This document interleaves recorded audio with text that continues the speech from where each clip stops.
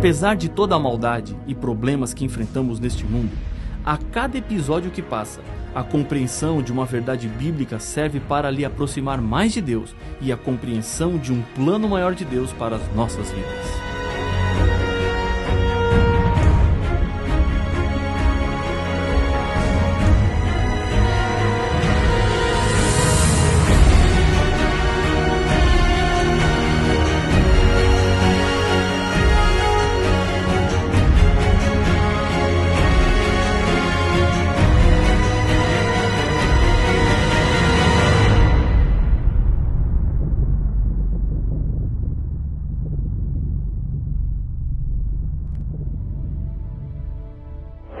No Brasil, 99% da população diz acreditar em Deus, mas esse dado não é tão animador quando sabemos que apenas 59% leu alguma vez qualquer passagem da Bíblia e ainda menos de 40% frequentam regularmente uma igreja.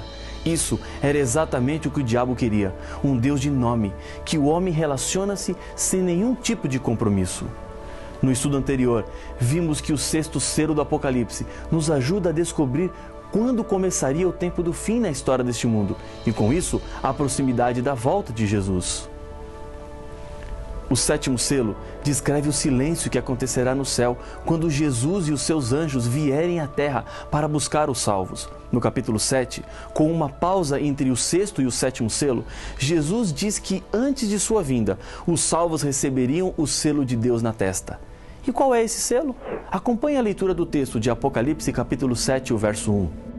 Depois disto, vi 4 anjos em pé nos 4 cantos da terra, conservando seguros os 4 ventos da terra, para que nenhum vento soprasse sobre a terra, nem sobre o mar, nem sobre árvore alguma. Os símbolos do Apocalipse precisam ser interpretados para entendermos o que é que está acontecendo neste momento que o texto bíblico descreve. Os ventos significam guerras, conforme está escrito em Jeremias capítulo 51, versos 1 e 2. Eis que levantarei um vento destruidor contra a Babilônia. Enviarei padejadores contra a Babilônia, que a padejarão e despojarão a sua terra. A guerra que Apocalipse 7 descreve viria dos 4 pontos cardeais da terra, ou seja, será uma guerra que atingirá todo o mundo. O verso 2 continua explicando a visão. Vi outro anjo que subia do nascente do sol, tendo o selo do Deus vivo, e clamou em grande voz aos 4 anjos, aqueles aos quais fora dado fazer dano à terra e ao mar, dizendo: não danifiqueis nem a terra, nem o mar, nem as árvores, até selarmos na fronte os servos do nosso Deus. Apocalipse capítulo 7, versos 2 e 3. Nas 2 grandes guerras mundiais, mais de 70 milhões de pessoas perderam a vida. Embora fossem guerras grandes e sangrentas, a terra não foi danificada como um todo, nem a vida marítima, nem o reino vegetal. Os anjos estão segurando ventos que farão com que a terra fique completamente envolvida pela maldade humana, que se manifestará de diversas maneiras. E esses ventos estão seguros até o momento em que todos os fiéis receberem de Deus um selo. Em 1961, no auge da Guerra Fria, os jornais publicaram a denúncia do senador australiano Thomas Morrow, assinalando que os Estados Unidos quase destruíram o mundo quando a rede automática de alarme contra ataques de foguetes em Nova York registrou erradamente um sinal de que um foguete havia sido disparado da Rússia contra os Estados Unidos. Morrow disse que, felizmente, um canadense que estava nos controles, neste momento, não apertou o botão para enviar um foguete contra a Rússia. Essa dúvida salvou o mundo, porque o erro poderia ter provocado um ataque dos Estados Unidos à Rússia, e esta naturalmente teria respondido. O alarme falso foi provocado por um sinal que rebateu na Lua. Ainda hoje, existe certa tensão quando o assunto são bombas atômicas. Acertos internacionais regulam normas, mas alguns países buscam desenvolver essa poderosa arma, como a Coreia do Norte e Irã, gerando um clima de insegurança em muitas nações do mundo. A Bíblia nos diz que o mundo terá fim, mas não será por causa de nenhuma guerra mundial provocada pelo ser humano. A volta de Jesus é o fim da história deste mundo. E antes de Jesus voltar, os salvos já estão marcados como separados. Em Isaías capítulo 8, verso 16, a Bíblia nos diz onde está o seu selo. Resguarda o testemunho, sela a lei no coração dos meus discípulos. Apocalipse 7 diz que o selo é aplicado sobre aqueles que já estão convertidos. Em outras palavras, aqueles que estão vivendo de acordo com a lei de Deus, procurando ser obedientes aos 10 mandamentos a cada dia. O selo era algo muito comum na época em que a Bíblia foi escrita. Ele dava autenticidade e importância onde era colocado. Um selo deveria conter 3 elementos básicos: nome do governador, cargo que ocupa, território do seu domínio. No 4º mandamento da lei de Deus, os 3 elementos são encontrados juntos. Ali Deus havia colocado o seu selo. O texto está em Êxodo capítulo 20, versos 8, 9, 10 e 11. Lembra-te do dia de sábado para o santificar. 6 dias trabalharás e farás toda a tua obra, mas o 7º dia é o sábado do Senhor teu Deus. Não farás nenhum trabalho, nem tu, nem o teu filho, nem a tua filha, nem o teu servo, nem a tua serva, nem o teu animal, nem o forasteiro das tuas portas para dentro. Porque em 6 dias fez o Senhor os céus e a terra, o mar e tudo o que neles há. E ao 7º dia descansou. Por isso, o Senhor abençoou o dia de sábado e o santificou. O selo de Deus. Nome: Senhor, o teu Deus. Cargo: Criador de todas as coisas. Território: Universo. Ezequiel capítulo 20, verso 12, confirma o texto dizendo: também lhes dei os meus sábados, para servirem de sinal entre mim e eles, para que soubessem que eu sou o Senhor que os santifica. O ato de o selo ser colocado na testa dos salvos representa, na verdade, a mente que está por trás, ou seja, serão selados aqueles que aceitarem de verdade a vontade de Deus para a sua vida. O selo de Deus na lei demonstra a autoridade de quem fez a lei. O selo na testa representa a quem pertence àquela pessoa. É como colocar o seu nome em um livro. Ele não é mais igual aos outros, ele lhe pertence.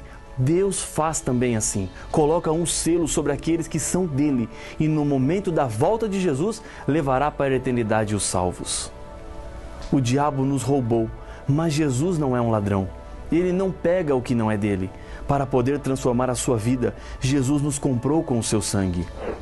O diabo quer nos matar, porque o salário do pecado é a morte. Mas não precisa ser a sua morte, porque Jesus já morreu no seu lugar. Você pode rejeitar o selo de Deus.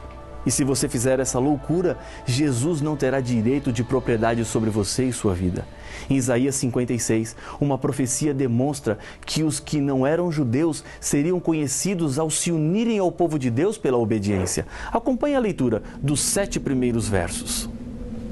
Assim diz o Senhor: mantende o juízo e fazei justiça, porque a minha salvação está prestes a vir e a minha justiça prestes a manifestar-se.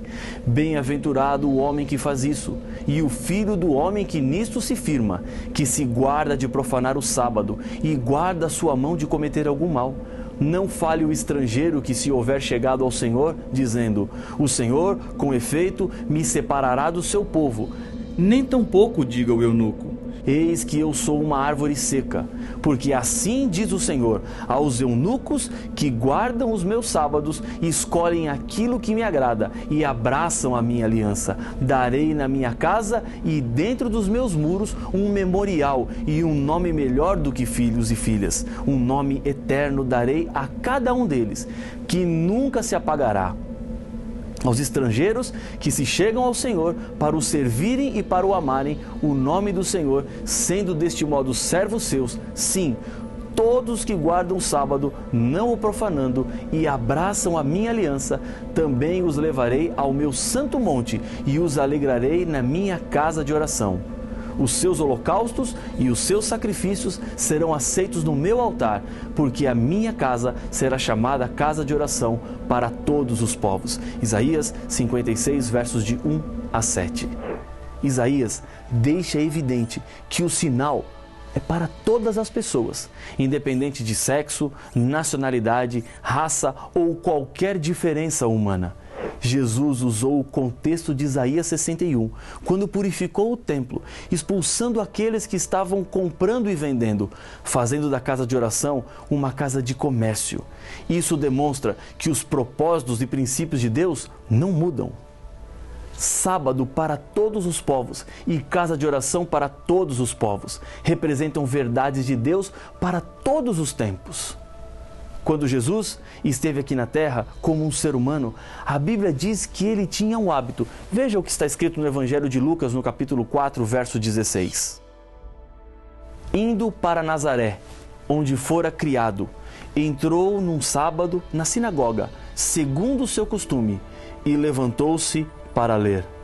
A cada semana, todos os sábados, Jesus estava na sinagoga.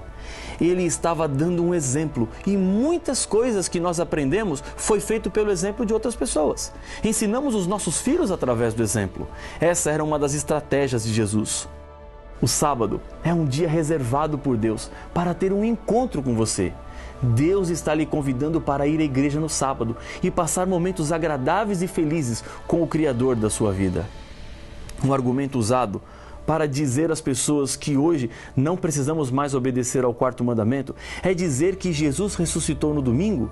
Então, agora, esse passou a ser o dia do Senhor. Está certo?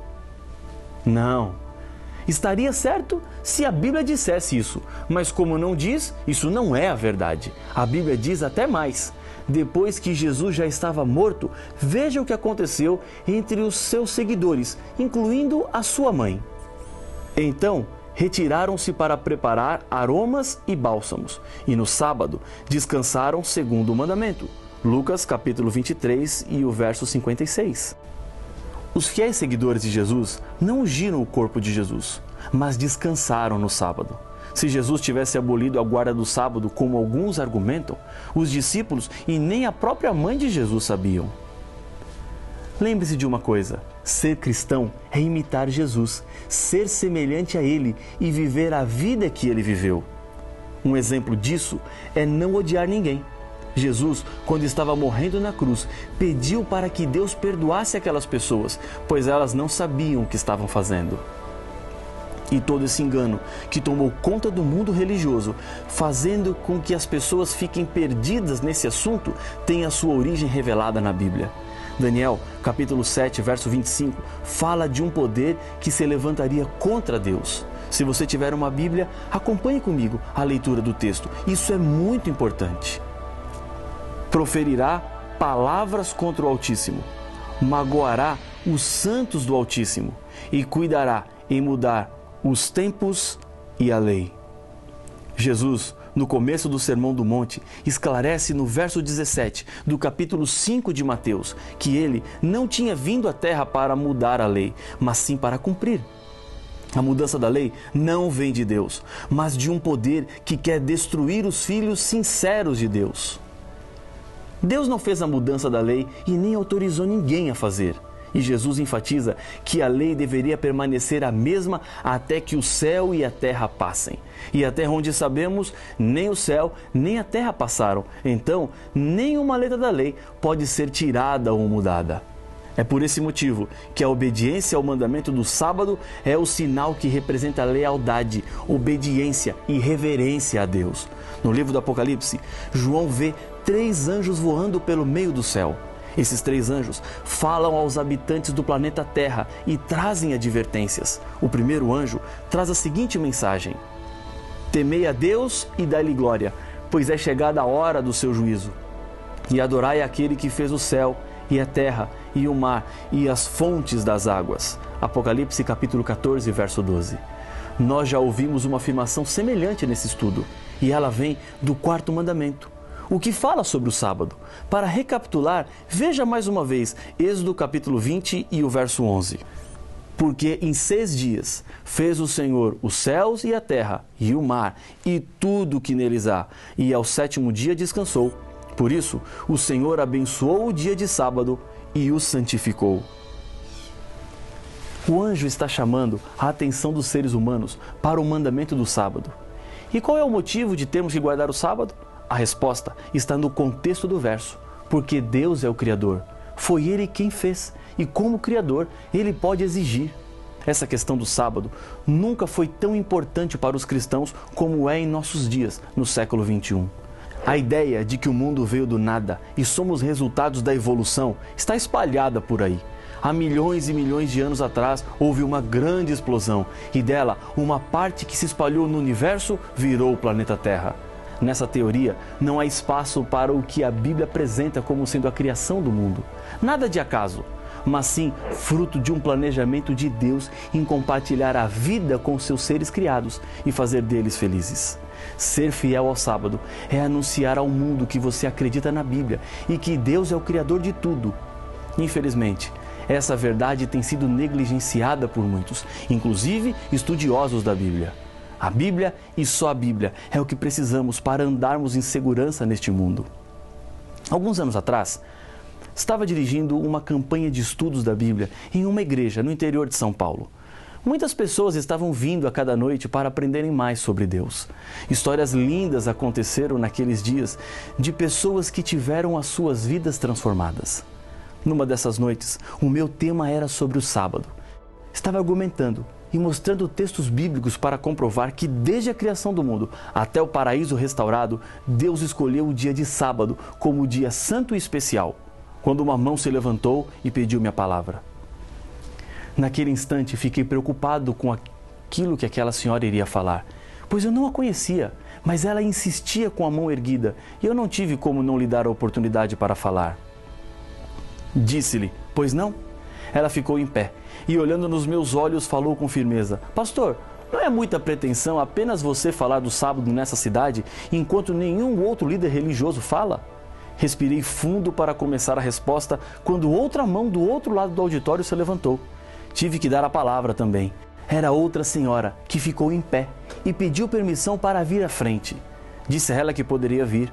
Com uma voz calma, ela disse: Neste ano, resolvi fazer um ano de leitura da Bíblia. Comecei em Gênesis 1 e minha meta era chegar até o final do Apocalipse em dezembro.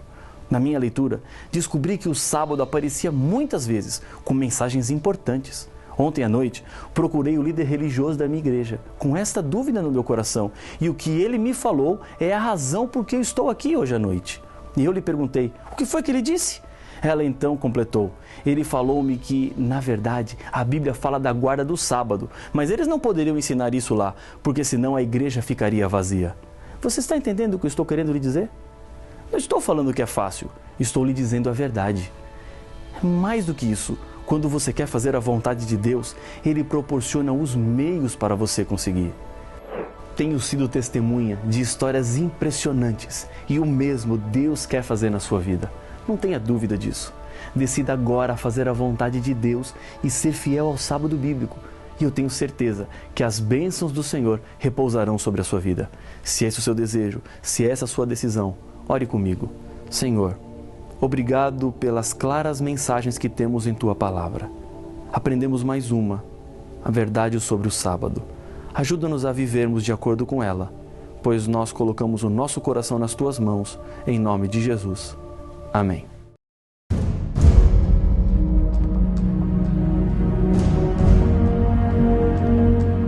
O que faz um dia santo é o fato de Deus santificá-lo. E a Bíblia nos revela que o único dia que Deus santificou foi o dia de sábado. Então, se o domingo não é um dia santificado, por que muitos o guardam? Onde temos provas que o domingo não é o dia de guarda? Para saber as respostas, não perca o próximo episódio de Apocalipse, o fim revelado.